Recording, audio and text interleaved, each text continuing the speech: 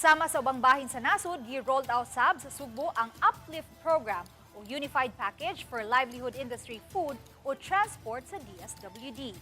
Assistance program kini alang sa mga naglisod nga sektor sa Katilingban. Ang report ni Nico Sereno. Sa paglusad sa Uplift Program sa DSWD, lakip sig pahigayunan ang duha ka mga barangay sa Mandaue City. Sa Subang Dako Gym, nagtapok ang mga beneficiaries nga may claim sa assistance.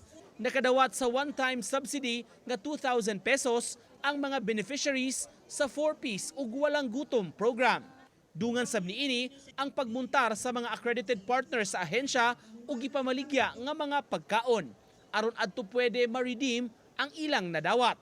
Kini assistance tungod niini nagkahitabo karon nga mga krisis. Kaya nakita nato nga usap pud sila sa naapektahan. Also our beneficiaries from our database.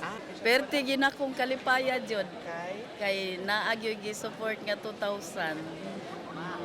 Daghan kayong salamat. Samtang sa Upaw Gym, gihimo usab ang releasing para sa laing sektor sa mga beneficiaries sa Uplift. Ang mga poor ug near poor nga una nang na-identify sa community-based monitoring system ang makadawat.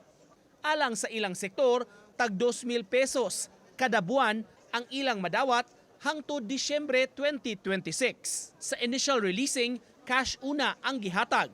Apan sa musunod nga mga buwan, ipaagi na sa e-mobile platform. Maong gipaparehistro daan ang mga midawat kaganiha. Matud sa DSWD, sa tibuok rehiyon, muabot sa 102,000 ang beneficiaries sa lalawigan sa Cebu ug Bohol.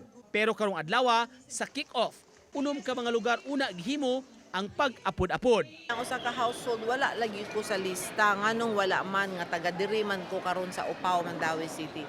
Ato yun nang ipasa sa PSA para ilang tan-awon, ilang lilion ug ilang matubag, ilang ma-explain. Ang DSWD mo bayad lamang base sa lista nga gihatag sa PSA. Uban ni Godfrey Relien, Nico Sereno, Balitang Bisdak.